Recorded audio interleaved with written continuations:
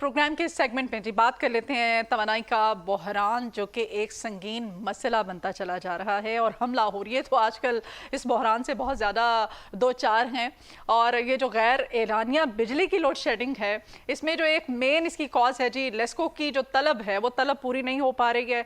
तो इसी वजह से लेस्को अब अपना तमाम तर बोझ जो है वो सारिफीन पर डाल रहा है। और दूसरी तरफ बिजली की फ़ी यूनिट कीमत आप देखें, उसमें अभी रिसेंटली फिर इजाफा कर दिया गया है और पेट्रोलियम मसनूआत आपके सामने है। फ्यूल प्राइस आसमान की बुलंदियों पर पहुंच चुके हैं क्योंकि इस वक्त तवानाई बहरान का वैसे देखा जाए तो आलमी तौर पर भी बहुत सारे चैलेंजेस जो हैं वो दरपेश हैं।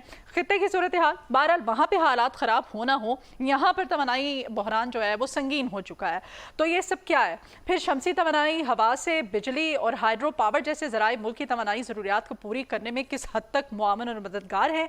अगर हुकूमत तमाम मिलकर इस सिमत में सरमायाकारी करें तो फिर तवानाई बहरान को किस तरह से हम काबू कर सकते हैं? ये इक़दामात ना सिर्फ मुआशी बल्कि बेहतर माहौलियाती तहफ़्फ़ुज़ के लिए किस हद तक मुआवन साबित हो सकता है, इन सब पर आज हम बात करेंगे। हमारे साथ जो हमारे मुअज़्ज़ज़ मेहमान आज स्टूडियोज़ में मौजूद हैं, chief operating officer power vision system Rana Suhail साहब को हमने इनवाइट किया अपने मॉर्निंग शो में। राना साहब कैसे हैं आप? अल्हम्दुलिल्लाह जी, thank you very much for inviting. You are most welcome. Rana साहब, तवानाई बहरान हर कोई दो चार है, आपका तो खैर अपना बिजनेस है ज़ाहिर है, तो आपको भी ज़ाहिर है चैलेंजेस दरपेश होंगे क्योंकि बिजनेस ऐसा है ना। तो ये जो पेट्रोलियम मसनूआत की कीमतों में इस वक्त इंटरनेशनल लेवल पे भी है ये प्रॉब्लम, तो हमारे मुल्क में आपको पता ही है बाहर मसला हो ना हो, यहाँ हम मसला बना लेते हैं। क्या कहेंगे आप? देखिए, बेसिकली तो रूट कॉज तो इसका वो जो IPPs थे और जो उसके मुआहदे किए गए और उसमें जो सिलसिले हुए, रूट कॉज ये है, वो रूट कॉज है कि आपको महंगी बिजली इस वजह से मिल रही है कि आपने 25-25 साल के एग्रीमेंट्स किए हुए और उसमें उनको डॉलर में पेमेंट दे रहे हैं, तो लाजमी है उसकी लात तो आवाम को ही पड़नी है। मतलब वो ये जो ईरान और अमेरिका जंग और ये तो बाद की बातें हैं ना, ये तो बाद की बात। आपने कुछ और बताया। रूट कॉज ये है। अच्छा, अब अवाम मजबूर बेकस उन्होंने ये सोचा कि चलें हम अपना ही आप कुछ कर लेते हैं, गवर्नमेंट ने तो कभी दिया नहीं कौम को कुछ, तो उन्होंने सोलर के ऊपर शिफ्ट किया अपने आप को और लोगों ने बेतहाशा सोलर पैनल्स घरों में लगाने शुरू कर दिए, ऑफिस में, फैक्ट्रीज में लगे और बड़े इफ़ेक्टिव रहे। तो उसके ऊपर फिर गवर्नमेंट ने कहा कि ये तो सारा फ़ायदा आवाम ले रही है तो इनको क्यों लेने दें फ़ायदा। तो उन्होंने आहिस्ता आहिस्ता सोलर के बेनिफिट्स कम करने शुरू कर दिए कि लोगों को बिल्कुल बेनिफिट कम से कम होते जाएं। सिर्फ जिन लोगों के पुराने एग्रीमेंट थे they will remain on the same costing, लेकिन जो जितने भी नए सार्फिन हैं उनको डिस्करेज करना शुरू किया। आज हम फिर फंस गए हैं। The fuel prices have gone up like mad जी, और ये इंटरनेशनल है, सबके साथ है, लेकिन पाकिस्तान के साथ इतनी क्राइसिस थी नहीं जितनी बना के और उससे फ़ायदा उठा लिया गया है। क्योंकि बेसिकली ना तो पाकिस्तान के कभी जहाज़ रुके हैं, ना ईरान ने रोके पाकिस्तान के जहाज़। पाकिस्तान में फ्यूल धड़ाधड़ आ रहा है। नोट किसी और ने बनाने हैं, किसी और तरह बनाने हैं, वो क्या है I don't want to discuss, मेरा भी प्राइवेट बिजनेस है तो उस तरफ हम नहीं जाते। लेकिन मैं इतना बताऊं कि ये एक बनाई हुई क्राइसिस है जो कि एक्चुअल है नहीं, मसनूई बहरान। अब इससे अवाम कैसे निकले? मेरा जो मशवरा है सबको कि आप लोग सोलर की तरफ ही जाएं। देखिए, अल्टरनेट एनर्जी में विंड जो है वो, सोलर के आप कह रहे हैं कि हम हुकूमत ने फ़ायदे कम, मैं उसका बताता हूँ कि कैसे फ़ायदा उठाया जा सकता है। अच्छा, अल्टरनेट एनर्जी में आपकी हाइडल तो सबसे अच्छी थी, लेकिन हमें डैम फूल बनाया गया, डैम नहीं बनाया गया पाकिस्तान में अच्छा, उसके बाद जो दूसरा वाला है वो थी आपकी विंड एनर्जी, उस पर काफ़ी काम हुआ है और अब इंडस्ट्री ने भी लगानी शुरू कर दी, लेकिन वो आम सारिफ नहीं लगा सकता। अच्छा, वेरी एक्सपेंसिव विंड मिल्स जो हैं, बहुत महंगी। तीसरा, और हम जिस आबादी में रहते हैं, शहरों में रहते हैं, ठीक है, तो हम यहाँ पे मेरा नहीं ख्याल कि वो हालात भी, विंड भी नहीं है ना जी। हाँ जी, विंड के लिए तो विंड कॉरिडोर्स होना ज़रूरी है। हाँ जी जी। अच्छा, तीसरा जो सोल्यूशन रह जाता था वो जनरेटर्स हैं और जनरेटर्स ने इसमें बड़ा रोल प्ले किया। लोगों ने किया, हम پاکستان کی واحد کمپنی ہے جو پاکستان میں 50 kVA تک کے ڈیزل انجنز بنا رہے ہیں اور یورپ کو وہ ایکسپورٹ آپ کر کی رہے ہیں. رینج میں ہوگا تو آپ جنریٹر لیں گے. جی جی. اب پرابلم ڈیزل بھی مہنگا کر دیا گیا اور اتنا زیادہ مہنگا کر دیا گیا کہ ہمیں بھی اس میں مشکلات پیش آ رہی ہیں کہ لوگوں کو کیا سلوشن دیں. تو ابھی ایک واحد سلوشن یہ ہے، چاہے گورنمنٹ آپ کو ٹگا بھی نہ دے سولر میں، آپ سولر تب بھی لگائیں. ٹھیک ہے. اب سولر جو دن کے ٹائم پہ آپ کو پاور دے رہا ہے نا، وہ سٹینڈ لون سولر آپ کو پاور نہیں دے سکتا جب تک کہ اس کے ساتھ آپ کا یا جنریٹر نہ لگا ہو یا بیٹریز نہ لگی ہوں. ٹھیک ہے. ورنہ جیسے ہی وابڈا بند ہوگا سولر بجلی دینا بند کر دے گا. ٹھیک ہے. تو وہ لوگوں نے تو اس زمانے میں آن گریڈ لگائے کیونکہ آپ کو اتنے یونٹ واپس سے ملنے شروع ہو گئے. تو لیکن اب ان کا فائدہ نہیں رہا کیونکہ گورنمنٹ نے اس میں خریدتی ہے ٹگا ٹوکری اور بیچتی ہے سونے کے بھاؤ. تو اس وجہ سے اب لوگوں کو فائدہ نہیں رہا. میں جو کہنا چاہ رہا ہوں وہ یہ کہنا چاہ رہا ہوں کہ آپ سولر تب بھی لگائیں اور ساتھ میں آپ جنریٹر مکس کر لیں. تو اس میں کہ جنریٹر تو آپ کا بیئر منیمم انرجی لے رہا ہوگا اور سولر آپ کا میکسیمم انرجی آپ کو دے رہا ہوگا. تو آپ تب بھی اپنی سستی بجلی بنا رہے ہوں گے. یہ ہوگا کہ جب لائٹ نہیں ہے جی تب بھی آپ کا سولر چل رہا ہے. ایگزیکٹلی. اور اس میں جی ہاں جنریٹر لگانے سے. اور اس میں دیکھیے اسکولز، بیٹریز لگاتے ہیں، اسکولز، آفیسز، بہت سارے ادارے یہ سب دن کے وقت چلتے ہیں تو ان کو تو بینیفٹ ہوگا نا جی. ان کے چل رہے ہیں اور اللہ نے ہمیں بہت شمسی توانائی دی ہے. اسکولوں میں تو خیر آپ نام ہی نہ لیں، تعلیمی اداروں میں جو پرائیویٹ یہ تو ایک مافیا ہے باقاعدہ، فیسیں جس طرح سے لیتے ہیں بچوں کے اسکولوں میں. پنکھے ہی لگا دیں تو بڑی بات ہے، اے سی تو چھوڑیں آپ. لیکن یہ بیٹریز کی میں بات کر رہی تھی. تو جب لائٹ چلی جاتی ہے تو جنہوں نے بیٹریز لگائی ہوئی ہیں تب وہ نہیں ہوتی؟ دیکھیں جب اس کے لیے there are two kind of solar systems نا جی. ایک تو آپ کا آن گریڈ سولر سسٹم ہے اور ایک آپ کا ہائیبریڈ سولر سسٹم. جو ہائیبریڈ انورٹر ہے وہ ساتھ میں بیٹریز کو لے کے چلتا ہے. تو آپ کی لائٹ چلی بھی گئی تو وہ بیٹری سے انرجی اس نے لینی شروع کر دی. تو گھر تو چل رہا ہے، آپ کا انرجی سورس چل رہا ہے. وہ UPS والا سسٹم ہو گیا نا کہ جب تک آپ کا بیٹری چل رہی ہے تب تک آپ کا سولر بھی چل رہا ہے. بالکل بالکل بالکل صحیح سمجھیے آپ. UPS کی نسبت. ہاں جی. تو اس میں یہ ہوتا ہے کہ batteries are still very expensive اور جو لیتھیم آئن بیٹریز ہیں وہ بہت مہنگی ہیں. اور آلدو ان کی لائف زیادہ ہے، 8 سے 10 سال تک لائف ہے لیتھیم آئن بیٹریز کی، لیکن again they are very very expensive. تو اس صورتحال میں آپ کے پاس دوسرا سلوشن وہی رہ جاتا ہے کہ آپ جنریٹر کے ساتھ وہ کریں اور اس میں آپ کا دونوں چیزیں چلتی رہتی ہیں. آپ کا فیول بھی کم سے کم لگ رہا ہوتا ہے، ڈیزل بھی کم سے کم لگ رہا ہوتا ہے، انرجی پہ آپ کو پوری مل رہی ہوتی. وہ جو میں پہلے ایک پوائنٹ کہہ رہا تھا کہ اس وقت جتنی بھی ڈے ٹائم چلنے والی آرگنائزیشن ہے ان کو تو بے تحاشا بینیفٹ ہے سولر لگانے کا. جیسے میں نے آپ سے بتایا اسکول ہیں، آفیسز ہیں، جو دن کے ٹائم چل رہے ہیں انہیں تو سولر سے فل فائدہ ہے. رات والوں کو ڈیفینیٹلی ہائیبریڈ سسٹم پہ جانا پڑے گا. That can be either generator اور بیٹریز.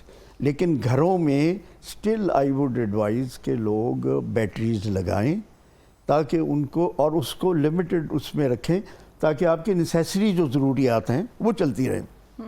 ٹی وی چلتا رہے، پنکھا چلتا رہے، لائٹیں چلتی رہیں تو آپ کمفرٹیبل ہیں جی. اے سی نہیں بھی چلے گا تو فرق نہیں پڑے گا.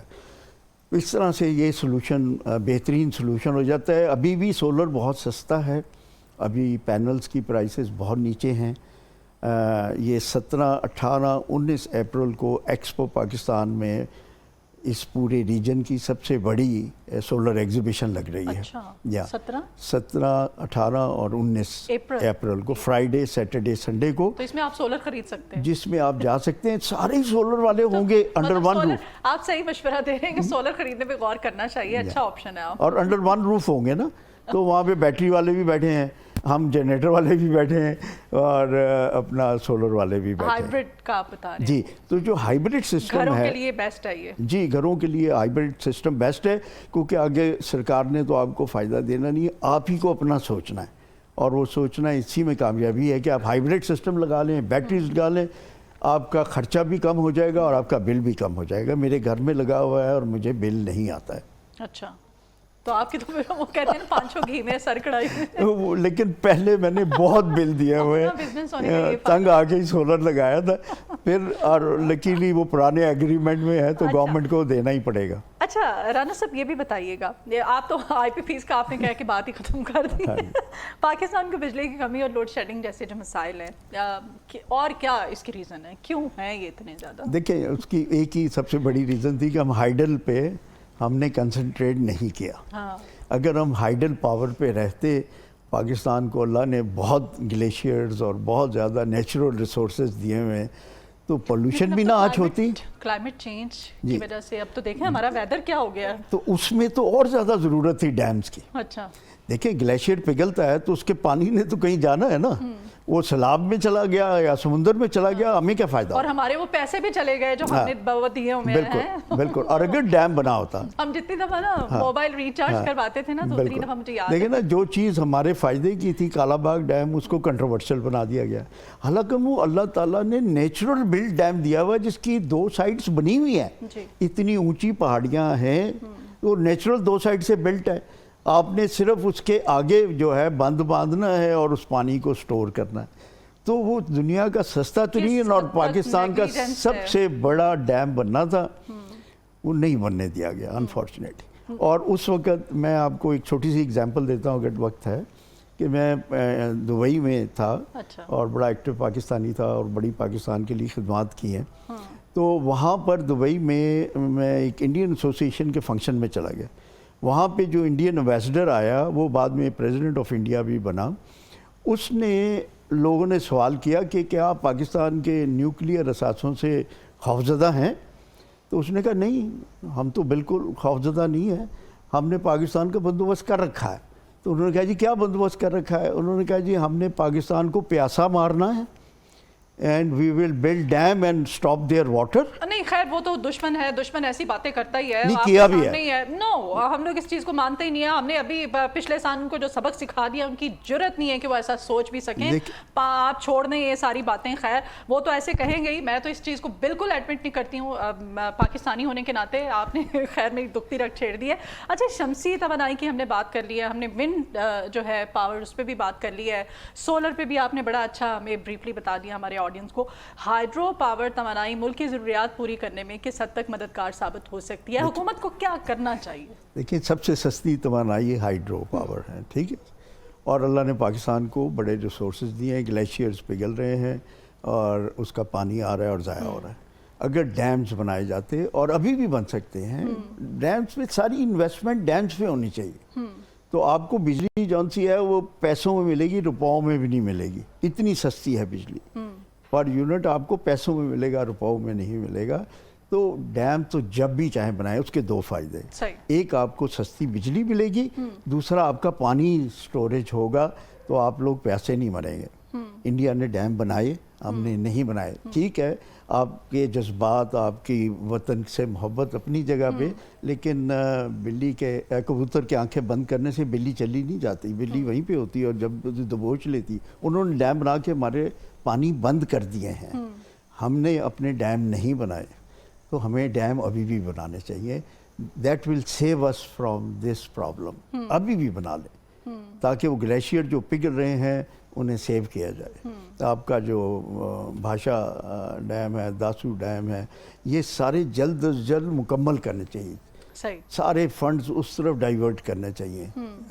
جو عیش عشرت کے لیے پیسے یوز کر رہے ہیں حکمران، وہ اس کی بجائے وہ پیسے ادھر لگانے چاہیے. آپ کو نہیں لگتا کہ توانائی سیکٹر جو ہے وہ اگر اس طرف کوئی بھی جو اقدامات کرتا ہوا نظر نہیں آ رہا ہے، ان کو کیا میسج دینا چاہتے ہیں؟ دیکھیں میرا یہی پیغام ہے کہ انرجی ہے تو آپ کی انڈسٹری چل رہی ہے، انرجی ہے تو آپ کے ملک میں خوشحالی ہے، انرجی ہے تو آپ کی کرنسی اسٹرانگ ہے، انرجی ہے تو آپ کی ایکسپورٹس میکسیمائز ہو جائے گی.